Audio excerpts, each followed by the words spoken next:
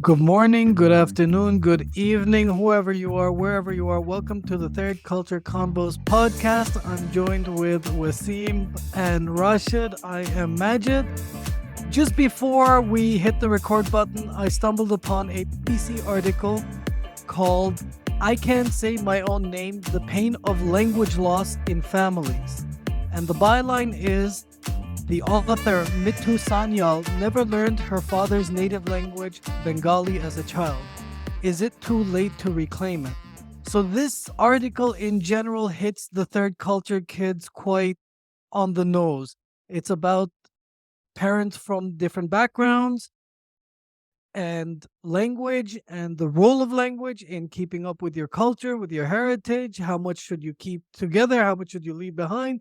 And one of the examples in the article, someone had a Polish mother and a Bengali father, maybe Mittu herself.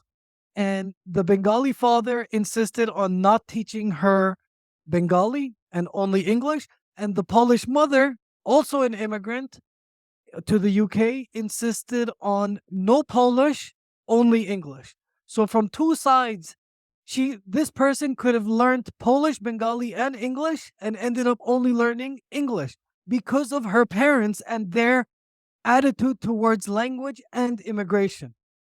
You guys, please take it away. I always found it strange when I met people who did not know their parents' language growing up, because my father insisted on Arabic at home. It fell apart at some point, but there was always this emphasis on speaking Arabic. You have to know Arabic and things like that. And then out of my siblings, and I'm the only one that really kept Arabic. But then I would also see the example of the Armenians always freaking amazed me, because every Armenian that I met going to high school, they all spoke Armenian fluently because they all were sent to Armenian school. But then there's also others. For example, a lot of the Italians just did not speak Italian. They thought they spoke Italian, but they didn't speak Italian at all. Hey, I'm one of those kids. I didn't learn Urdu at home. Never formally. There was no class whatsoever. Any Urdu that I speak today is based on literally picking it up from hearing other people speak, or the movies, Indian movies, like Pakistani Urdu at home or with friends, and Indian movies by myself kind of thing. So even right now, I don't really speak it fluently. I get by adding English every now and then. So I am definitely one of those kids that did not learn. And my parents were same thing as Mittu, that, the developed world is moving one way. We don't want to identify with that part. But I have MJ, a question. Isn't that normal in Pakistan, for example, where people mix English and Urdu all the time? Isn't that normal speech? Not to the level I use English, and not for words that I would use English with, and also not in the accent. If I just had an accent issue, I was saying lion, like the Lion King, and someone kept thinking I was saying lying, like he's a liar, like our prime minister, current selected prime minister. I have a question. I have a question for you about okay, this is a question that comes from total ignorance, and I will ask it. My first question for you is, in terms of Hindi, like Indian movies, Hindi and Urdu, how different or the same are we talking here? Or totally different? No, it's so confusing. There's about 70% similarity and 30% differences. So you can construct a word like I am going to the cinema in both Hindi, Urdu. It's almost the same, but the word for cinema will be different. Okay. So like it's almost the same, except for one major word will be different. So I can get by watching, but then there's like classical Hindi, which I don't understand at all. And then there's spoken Hindi, which is still, you get it. And how many, most people, let's say people in India, do they speak like street Hindi, or do they speak like classical Hindi? Or do they understand? They speak street Hindi. That's even they would be like They would struggle with classical Hindi. classical Hindi. Yeah. Yeah. I didn't know that there was this many. The South, like, and Bengali. Let's take Bengali as well. Now, Bengali, is that in the same family? Like, you got the 70% and then the 30% that are different as well? Would you put that in the same bucket? I have no idea. I don't speak Bengali. So but it's totally different. it could be one or so. For example, Punjabi follows the 70-30 rule with regards to Urdu. 70% of Okay. Punjabi is quite close to Urdu. And makes sense. Is core Punjabi. Yeah. Makes sense geographically. As an Urdu speaker can get what a Punjabi speaker is saying, except for the major words. Yeah. But then there's other languages, for example, Tamil or Malayalam in India, which are, I don't think, maybe They're a different language group character-wise, altogether. Sanskrit, Yeah. They're not even related.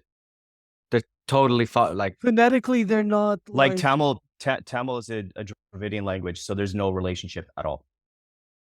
yeah. So it's that like that 70-30 cannot apply. No, does not apply. Yeah. because it's a completely different basis. Totally like, different. The basis of Tamil is completely different. And which also makes sense.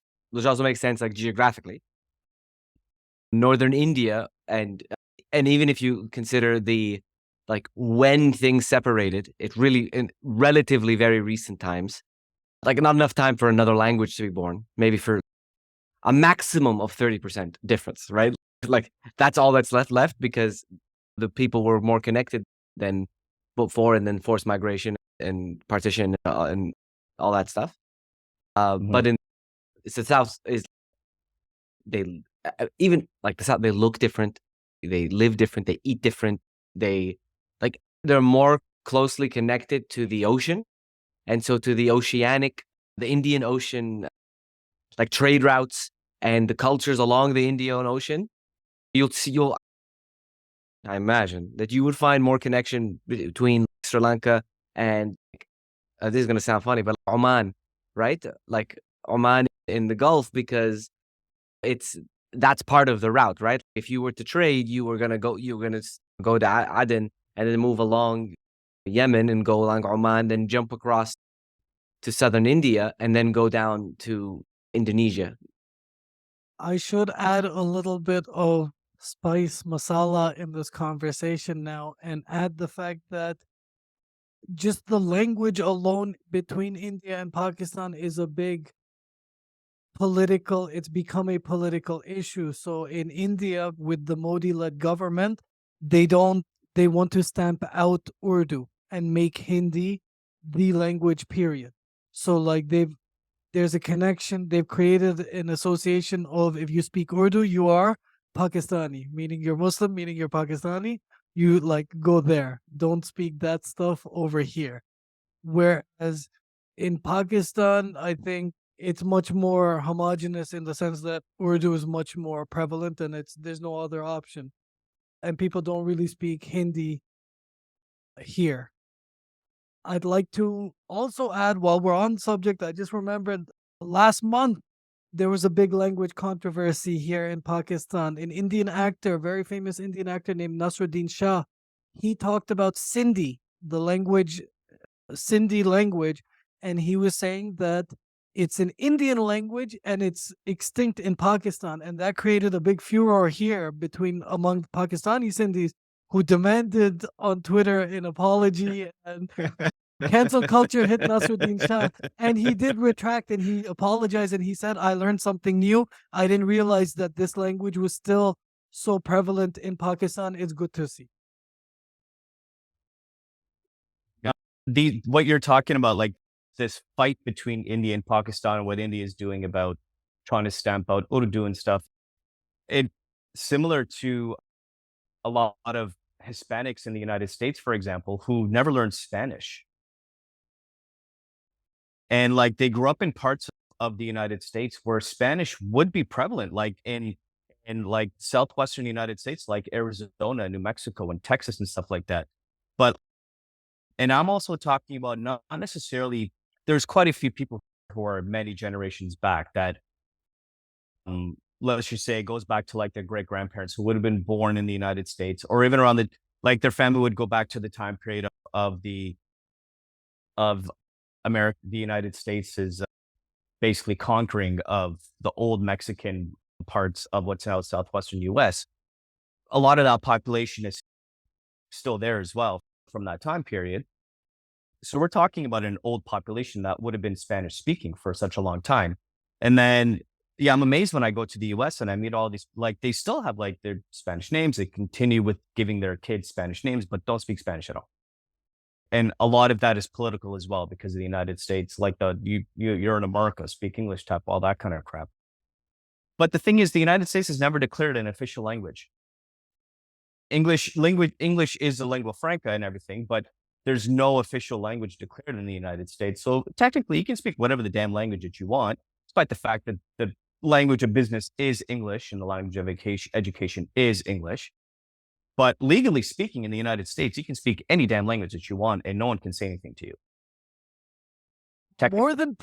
More than political, though, you don't think there's a personal the immigrant parent is trying to create a disconnect between their kids and the I world? don't see it. I don't necessarily see it as being a disconnect because you also have to consider their standpoint and their position in this equation, which basically is, so let's just say, for example, part of the article was one of the other people there, it was the Bengali father ended up in Germany.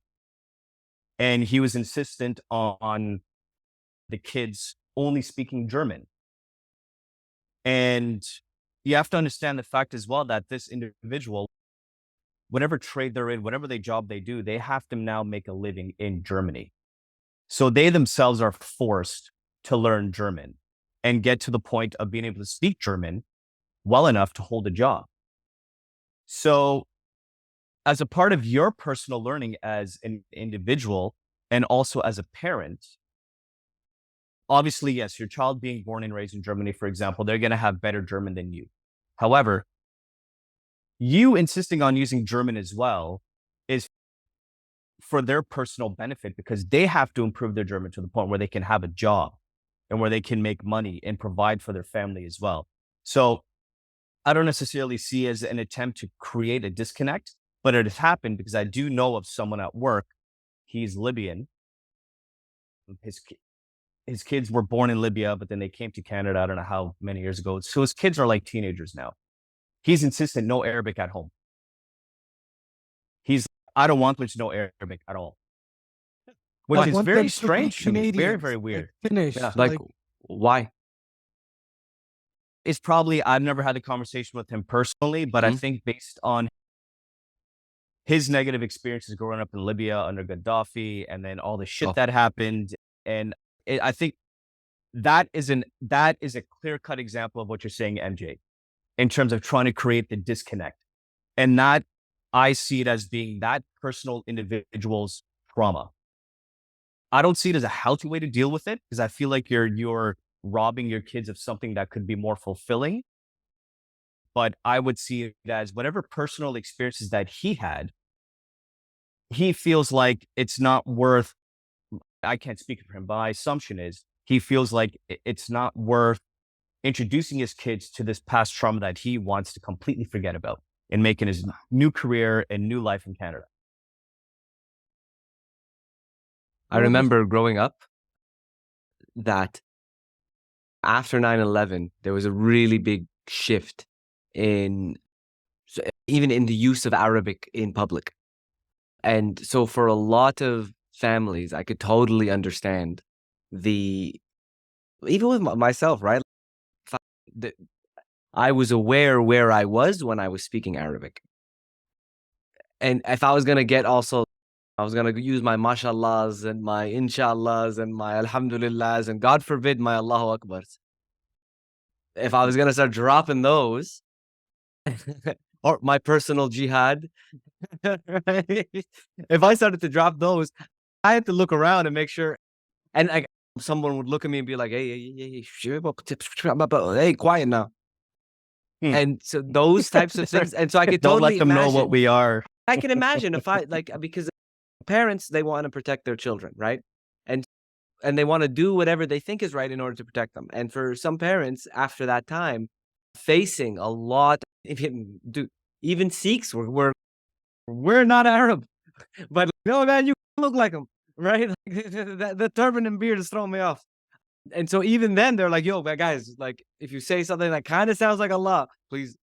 And so I could totally imagine a way to think that you can protect. I mean, also similar to when the Jews changed their last name in order to not be as Jewish, like not to come off as Jewish so that they can go to Canadian universities in like the 50s, right? Because Jews weren't allowed to go to certain spots and certain things. And so you're like, all right, maybe I should change my last name. And I know people that who come from families that have done that as well. And so in a similar way, in order to protect your kids, you change their legacy, their history, because in this environment now, it's not accepting of that group. Where I'm careful is to talk about how that existed in history, and to like, because it's easy to see it in retrospect, but it's harder to see it today. And what parts of the human experience, what parts of our culture, legacies, and traditions do we even today, like it's unacceptable, right? Here's an example. If your grandfather was a Nazi, right? Okay, German, like Reich, Nazi, right? And no, or he was Hitler, and your last name's Hitler, right? You're gonna have to change that last name, right? Like, we will not. You're not getting no job with Hitler as your last name. What happened to the Hitlers? Oh.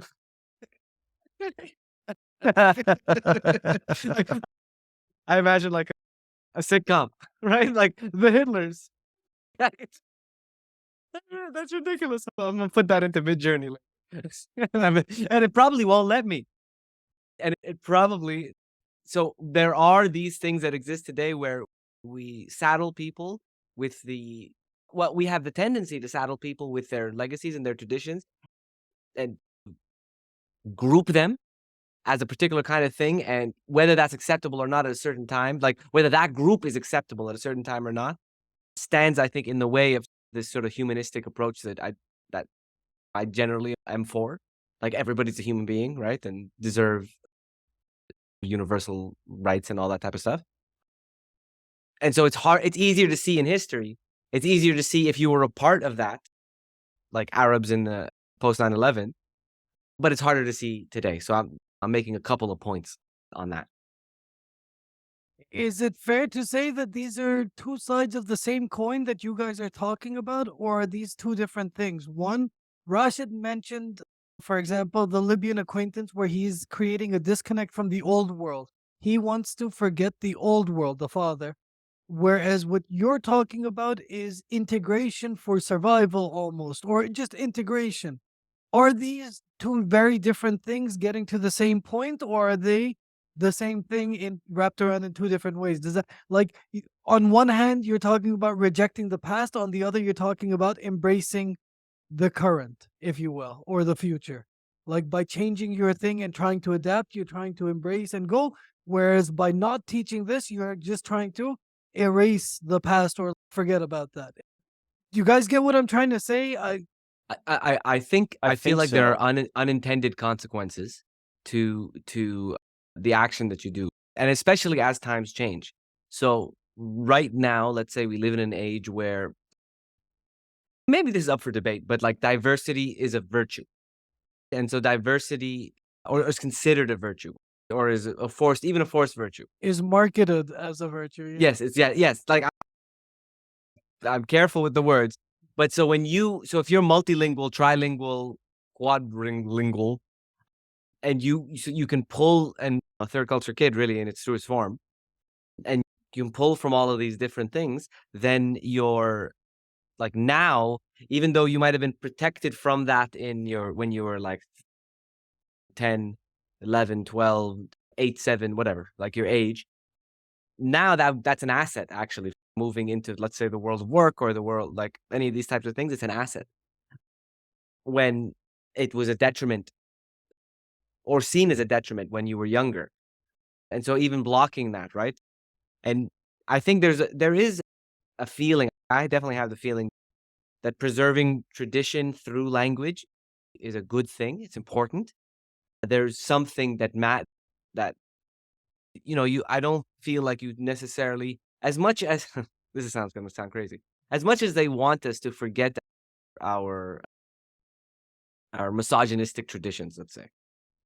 I'm making big labels here, but because I feel like a big argument that happens between the West and the East, where the West is like we're clearly the height of values and enlightenment, and we're so much better than everybody else, clearly, and all these Eastern traditions with their, like, unless you're Buddhism, in which case you're fine. Other than that, all these Eastern traditions are just laden with, they're just dripping in misogyny and garbage and whatever. And so why don't you evolve out of that like we have here in the West? And how much, and I feel that I hear that a lot in a lot of the discussions around this, which is obviously counters with exactly what I just said in terms of it being a virtue to have all these languages, while also dropping certain things. So I understand that I'm saying two different things at the same time, but it's nuanced. So go back to your question, MJ. I think I understand what you're asking, and I think a lot of it in both. So if someone is not teaching their kids their native tongue as a parent, or if someone changes their last name because of a political history, for example, yeah, they're in both cases. It is a way for you to force your next generation of integrating into your new society that you're basically living in now. But there's another case that I want to bring up, and that is the case of Latin America. So you go to Latin America. Funny how we mentioned Nazis and how they ran away and they escaped. A bunch of them ended up in Argentina and a whole bunch in Brazil as well. But those are examples that I want to bring up as well because of the fact that when you go up and down Latin America, there are so many cultures and so many migrant populations that ended up in Latin America. So the biggest ones obviously would be the Italian population, there's the Portuguese population, there's the Middle Eastern, mostly Lebanese. A lot of Germans ended up in Argentina and Brazil. The thing is that these parts of the world, that culture that developed within Latin America, either like the greater Latin culture, and then each country has its own specific cultures, like Brazil. Everyone knows about Brazilian culture being very big and flashy and loud and fun and exciting. Shakira is an example in Colombia, for example. Everyone knows her father was Lebanese. She didn't speak Arabic at all. Huge German population in Brazil. They don't speak German. But one of the most famous is Allison. Go Allison. Liverpool goalkeeper. But then, what's her name? Giselle Bundchen. She's one of those people as well. And I don't necessarily see them as, and then a friend of mine, he is Italian origin from Sao Paulo. He doesn't speak Italian at all. He knows more Spanish than Italian, but his entire name is Italian. But he's like third generation born in Brazil. But these people that I've met along the way that are in these type of situations, they don't feel like they've lost anything because of the culture being so prevalent and so strong in where they grew up, as opposed to a place like Canada or the United States, where we all say there's really no distinct culture in these countries. So like for them, it's like they acknowledge their past, they acknowledge their grandparents and all that kind of stuff, but they're not feeling that they've missed out on something. You don't know what you don't know. Just because they feel they didn't miss out doesn't mean language. But what are they missing out on? What are they really missing out on? Language adds a whole literal, like it's a language you can you have a whole nother set of words to think in, to reference, to just, I don't, this Well, is, no, I mean, I think it's a sphere. How is Like, that? that's my how, point. Hold on, but how is it relevant to them if they're living in a society that doesn't use that language, period? How is that relevant? That's my point. Why would that be relevant? as someone who has lived this experience, it just helps. It's always relevant. If you want to swear at somebody, but you cannot in the native language, best thing is to pick up your other language and swear in that because no one speaks it.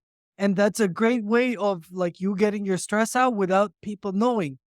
And believe it or not, that changes the way like Yeah, those but you are have to micro understand, like, events, or even just by, again, when you speak the language in the internet age, you can now hashtag your native language and interact with your native language just through that. There's you don't know what you don't know. Like we don't know the path not taken, right? That's all I'm saying is if you do know the language, you now have avenues we didn't no one would think about. They would start going on Instagram or Twitter and taking part in the hashtag whatever of a native thing. I'm saying like just from mine because I don't read Urdu. I can speak it, but I don't read it. Most of the, for example, political announcements, they're all made in Urdu on Twitter. They're all like the post is all in the Urdu script, not even in Romanized Urdu, which is like English letters. It's in the like Arabic type letters. And I miss out on all of that. If I had just learned to read the most basic of skills, I would have like even just subconsciously been taking up some of that information and being like, "Oh, okay, this is what's going on." And right. But the example that I brought up is completely different than your reality. Your reality, you still have one toe in each side, technically speaking. You still have one toe in living in a non-Urdu speaking part of the world, and you're now living there. I'm talking about these people who are like second, third generation born in a place like Brazil, where even their parents were born in Brazil and didn't learn Italian because even their parents didn't speak Italian because it was their great grandparents that went to Brazil at the time. So their reality is their native tongue has been for 3 generations of their family has been Portuguese. So the connection doesn't exist anymore to that old Italian migration that happened to Brazil for that particular family, let's just say, or from Germany, let's just say. It exists in their names because the name continues, but they've never had what you're describing, where no one ever went back to Italy in order for it to be relevant to be able to read or speak Italian. Does it? They're I think Brazilian. I think that That's the thing about a place like Brazil, for example. Brazil is a country that has taken all these different groups of people over hundreds of years now, since Brazil has become like its own independent type of society. And it's all become a part of the greater Brazilian culture. my question, I think, just to like to hit this nail on the head, is something lost in that? Does the person we're talking about lost languages and Hmm. lost cultures, and does do the so okay? The point of the third culture kid is that they can be both Brazilian and Italian, and neither of Brazilian and Italian, right? They have elements of both, and they bring it in.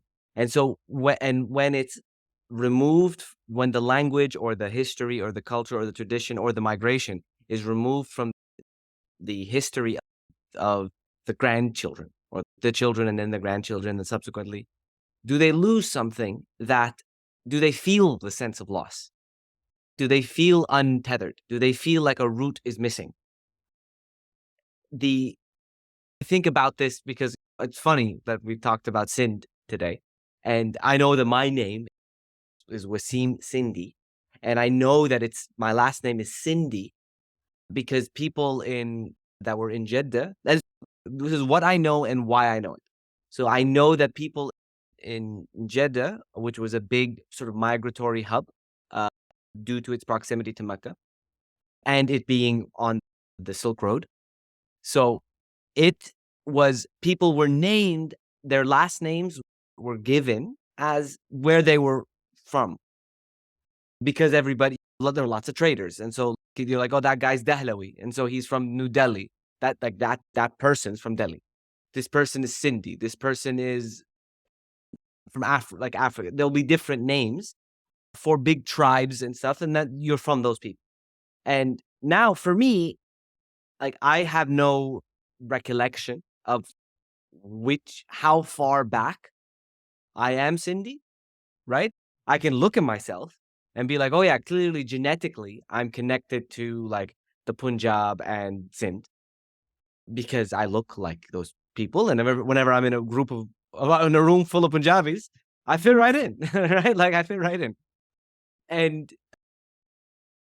But would I feel like, even in that story, I do feel a sense of, I wish I knew the story of the person, because I assume that they were traders. They moved back and forth because I know that my grandfather was a textile trader, and so I know that if he was a textile trader, his father was probably a textile trader. His father's father was probably a textile trader. Like I come from a line of traders, and traders do what traders do, which is they walk back and forth.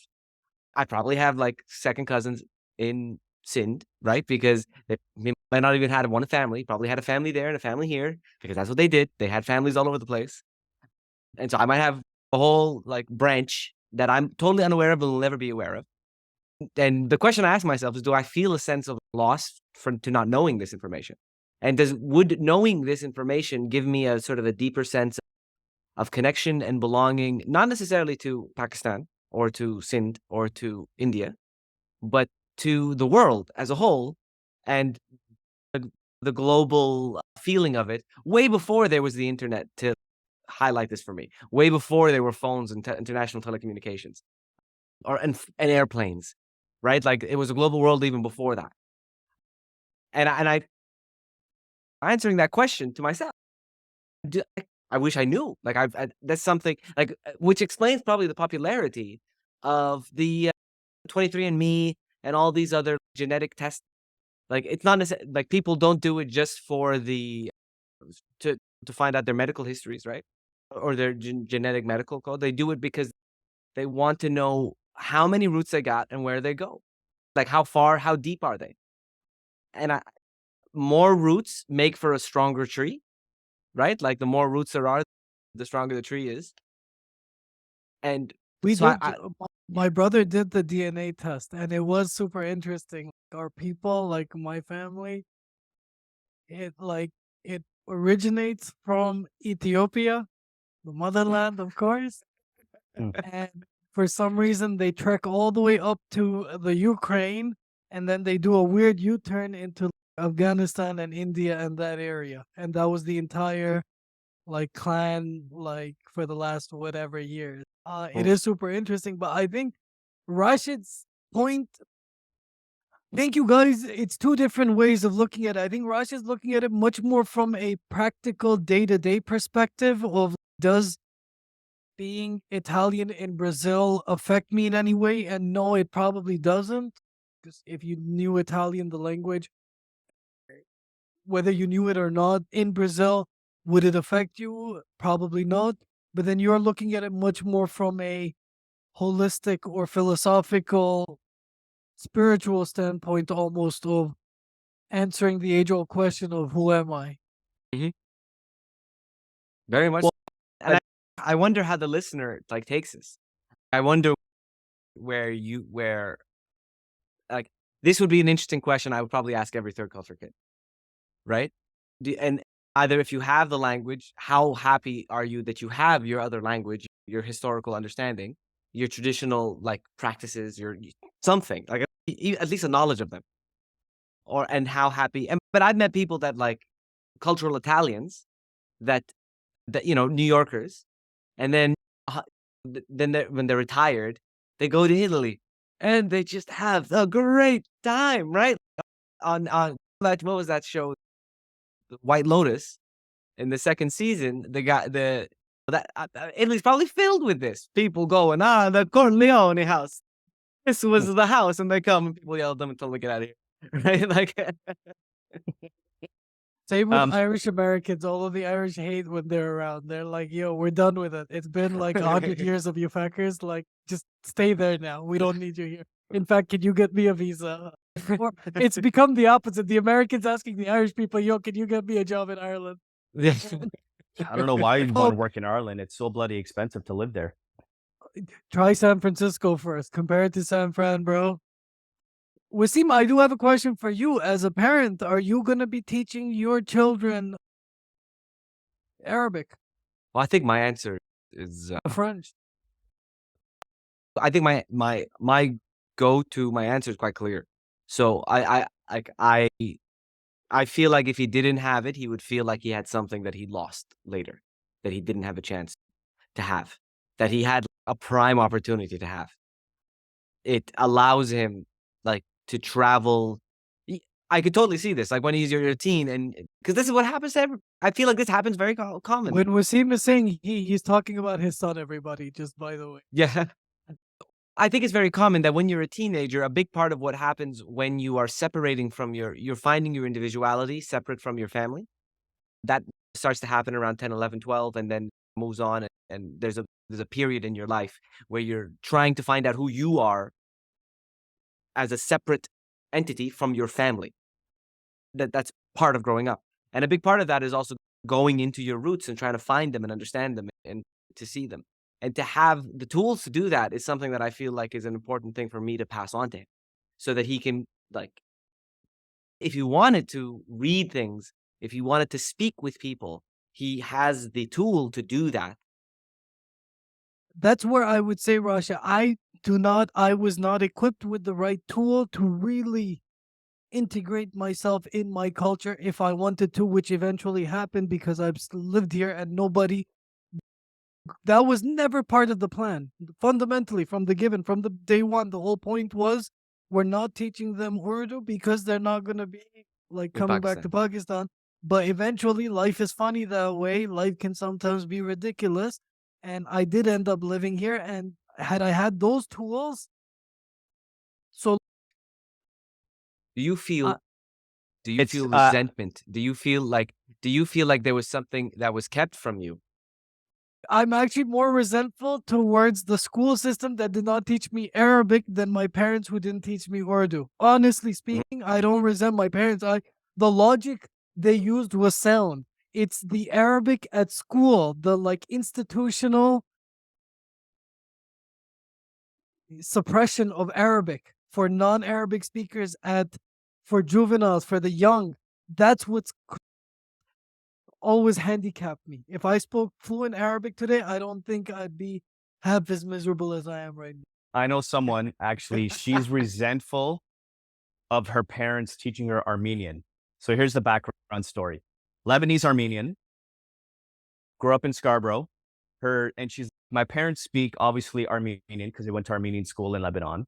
They speak Arabic obviously because they're born and raised in Lebanon. They speak French, they speak English, and they speak Turkish. I'm like, why do they speak Turkish? She's like, I don't know. They're both fluent in Turkish as well. I'm like, great for them. And I'm like, so what's the issue? She's out of all those languages they could have chosen to send me to and learn, they selected one of the most useless ones, Armenian. And I'm like, but isn't it good that, your family's language? She's like, I don't give a shit about that. How is knowing Armenian going to get me a job? Why did they send me to French school? She's like, I'd rather know Arabic than Armenian. Like, this So is she weird. she It's wished. so So confusing. the issue wasn't Armenian, that it was only Armenian. It was only Armenian. And they So made the an issue was that it emphasis was on only Armenian.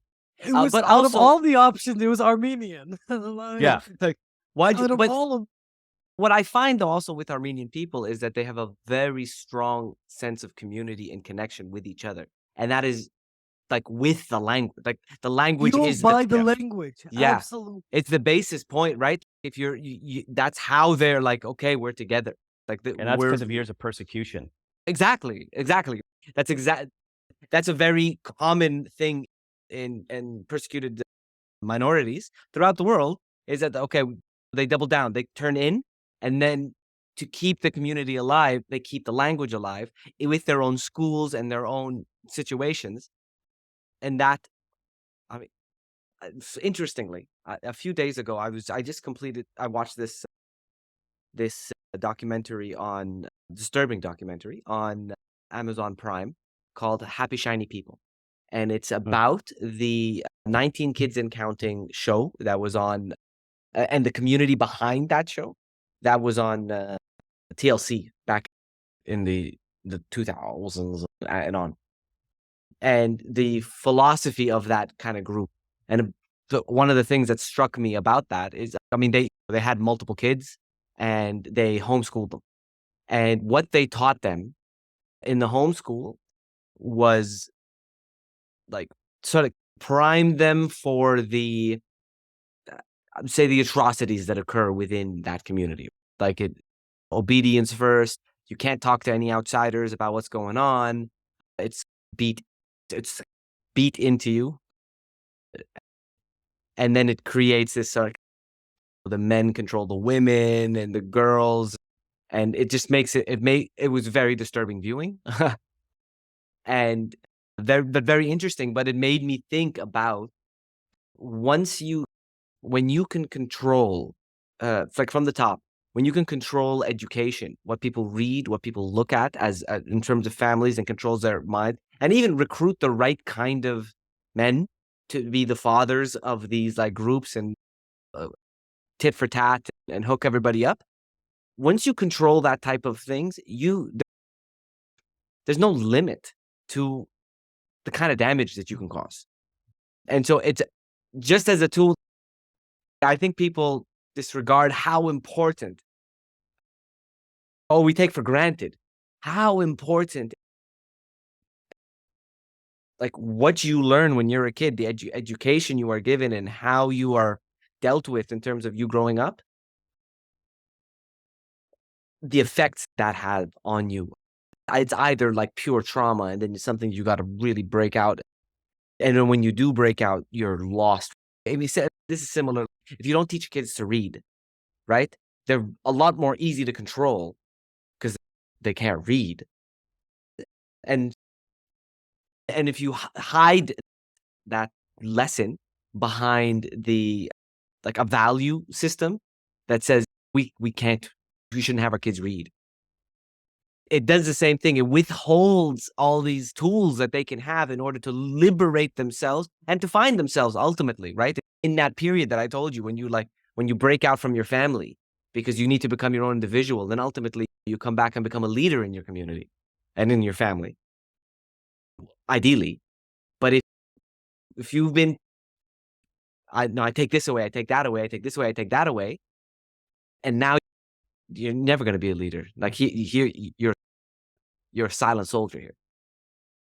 Applying what Wasim is saying to my own life, just analyzing what he said and putting it onto me. This is what I mean, that my parents didn't teach me Urdu, but they didn't give any subtext or overtext that like, yo, this is a bad language or these are bad. It was more just look towards the West. It wasn't an anti-Pakistani thing. It was just a It was a more pro-economic practical. development. It was a more practical. So they would speak openly, and I picked it up because they spoke openly with each other, but they never said learn it, but they also never demeaned it and said don't learn it. It was just something they did and they picked up from the old world, and we just were supposed to develop into something else. But whereas your Libyan friend, going back to that Libyan example, that father almost sounds like he's actively suppressing it, and that could have a vicious reaction years later in the kid's mind and brain in terms of his own kind Absolutely. and thinking about his own kind.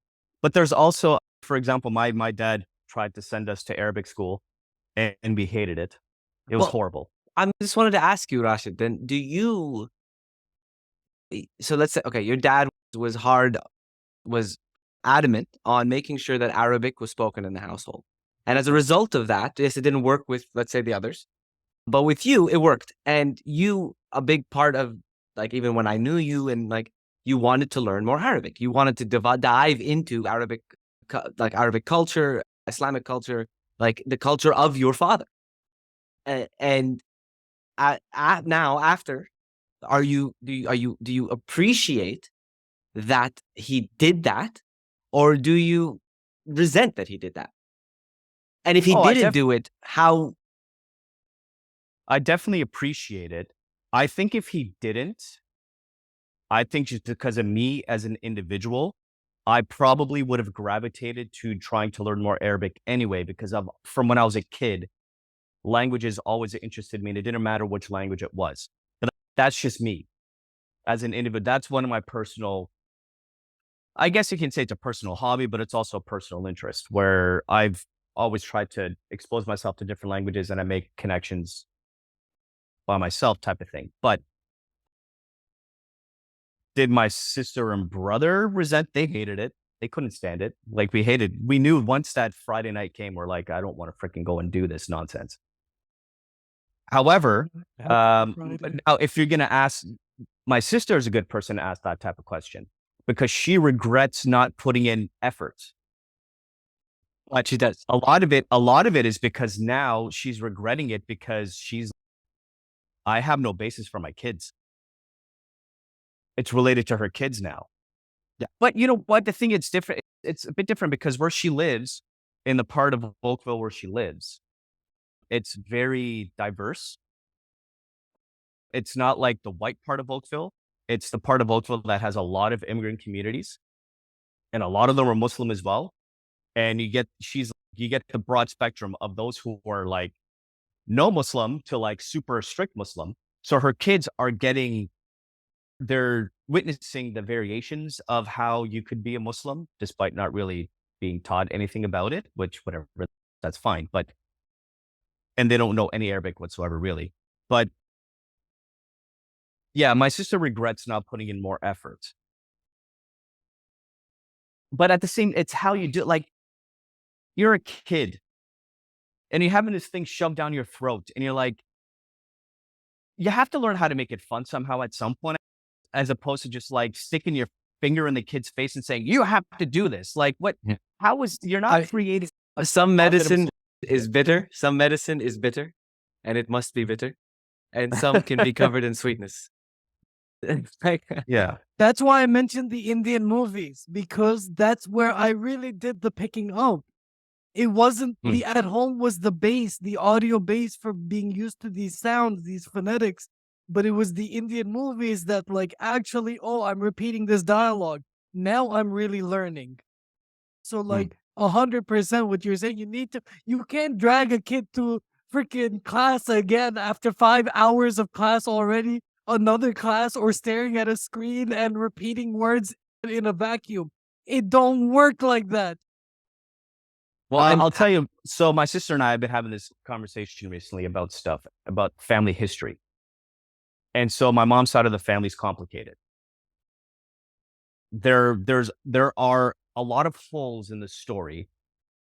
I know the general gist of the story, but especially from her father's side, it's just like, we have so many questions related to our grandfather.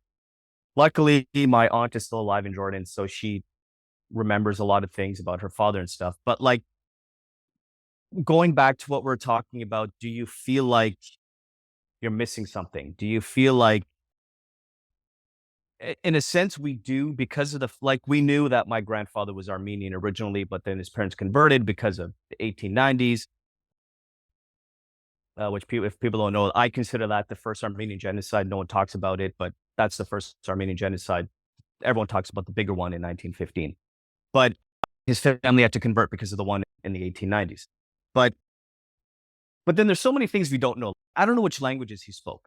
I can assume he spoke Armenian. He definitely spoke Ottoman Turkish, and he had to speak Arabic as well because of where he ended up living and all that kind of stuff.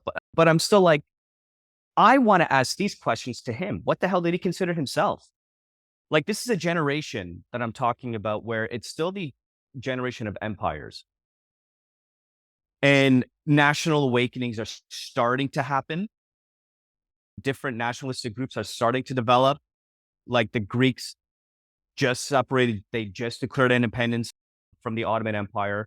The Armenians are starting to have a bit of an upheaval. The Arabs are like, screw you, Turks.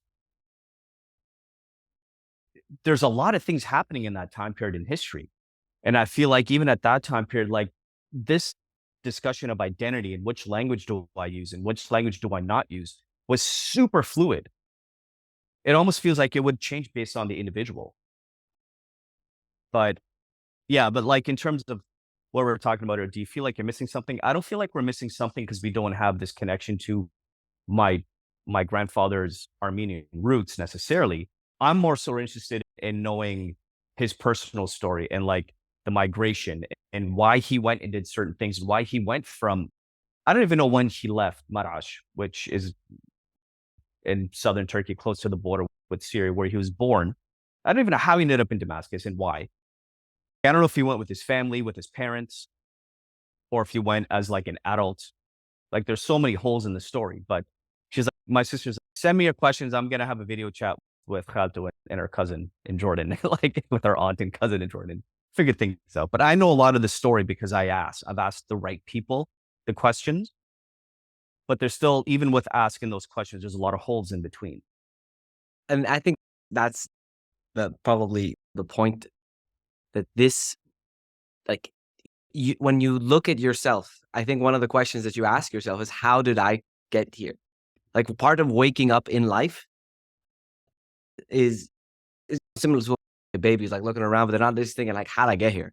And then at some point in your life, you're like, what brings me here? And so you turn and you look at the threads of history and you look at what has and ends up with you, and you follow the path, okay? And you try to follow the path to see where you got. And if that cuts, and if I just cut that away from you and you don't have that to look, I believe that you will keep looking.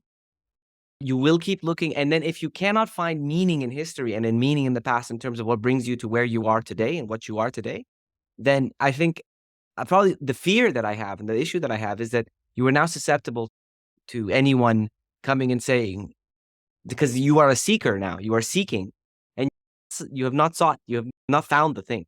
And so as a seeker, you're in a prime position to be manipulated, right? By someone that does come with charisma, with not because I'm looking, and then someone comes and says, look, it's because you are actually an alien, right? And here's the thing, and wait, let me do this stress test on you to see, look, it's all being held in your thing. This is how Scientology gets recruits. This is how they get recruits, because they get people who are seeking, and they get them while they're seeking, and then they give that thing, and they're like, oh, look at the energy in you, look at this, look at all this stuff. And very easily, once they start providing answers to you, that you will be, okay, all right, and you will fall in love with the romanticism of it, with the idea of it, with the whole thing of it, and okay, sweet, something solid, something that I can hold on to. And then you fall into the thing, and then you're stuck in a different narrative. And I think that's probably why I think it's important for young people to have access, older people as well, to have access to these threads of their own history and and what brings you here, so that you can see how your threads connects with the global rope that connects us all together. At some point, I do feel like that rope gets disconnected as the generations go by. Why we're in discussion. That's why we're in conversation. Yeah. That's why we do this podcast, right? To show, like a meta moment, but to show that, and to practice this idea of, even though our threads are from this, we have enough together that we can tie it all together in terms of us, and therefore have a long-term like friendships and relationships and stuff. And for some, like, and I think that's something that we can model. We can model in order to.